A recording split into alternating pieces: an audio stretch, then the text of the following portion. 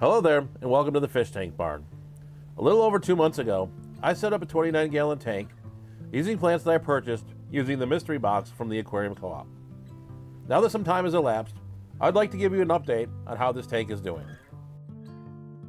So before I show you how the tank looks now, let's take one last look at the tank as it was right when it was set up. Now when we look at the tank as it is now, you can see there's been a significant amount of growth, especially with the tiger lotus and dwarf aquarium lily. Both of these plants have really taken off. Since I set the tank up, I haven't really touched anything other than cutting the lily pads for the aquarium lily and tiger lotus so they don't block out the light. While I did add root tabs in the beginning when I set the tank up, I have not added any additional fertilizer other than the fish food that I feed the tank normally. Fish-wise, the zoogeneticus tequila that I added to the tank have adjusted quite nicely and are doing quite well. I may even have a few more fry in the tank from when I originally started. As you can imagine, I'm pretty happy with the overall progress of the tank. I am going to go through the tank plant by plant, but I really do want to talk quickly about the lighting in this tank, which is something that I didn't cover in the original video. I'm using an Aquarium Co-op light where I have the power set to 40%, which I thought would be especially good for plants like the crypts. I didn't want to overpower this tank with light. So let's go ahead and turn our attention to the left side of the tank and zoom in on the tiger lotus. Again, for reference, let's take a look at the picture before and then follow it up with the after.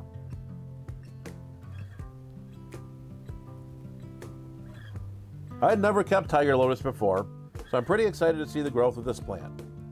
One of my goals with setting up this tank was to experiment with plants that I've never used before. So I'm pretty excited to see the growth on this tiger lotus.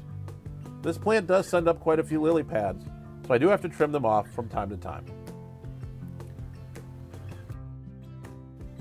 I want to move on to the red melon sword, which is right behind the tiger lotus in the back.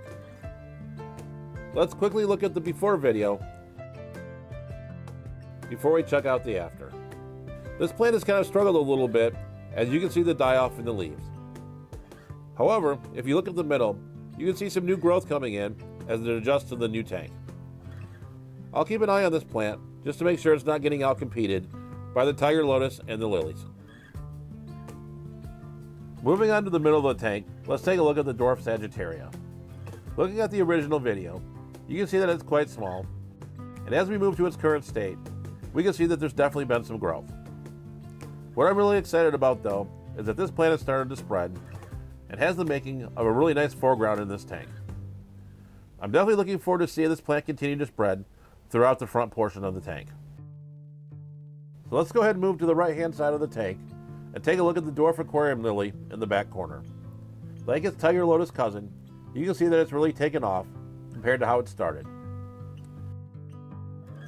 I really enjoy how bushy this plant has become, and it adds a really nice touch to the back corner of the tank.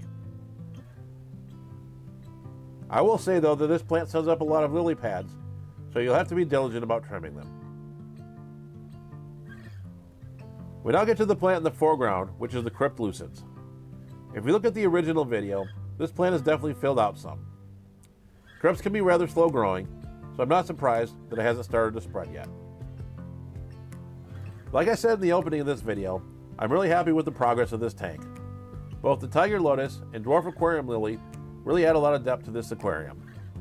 I'm also very excited about the dwarf sag and looking forward to having a really nice foreground here in the near future. While the red melon sword isn't doing incredibly well, I'll be patient and we'll see how it goes. If you missed the original video of me setting up this tank, I'll go ahead and put a link to it here at the end. So with that, thank you for watching, stay safe, stay fishy, and I'll catch you on the next video.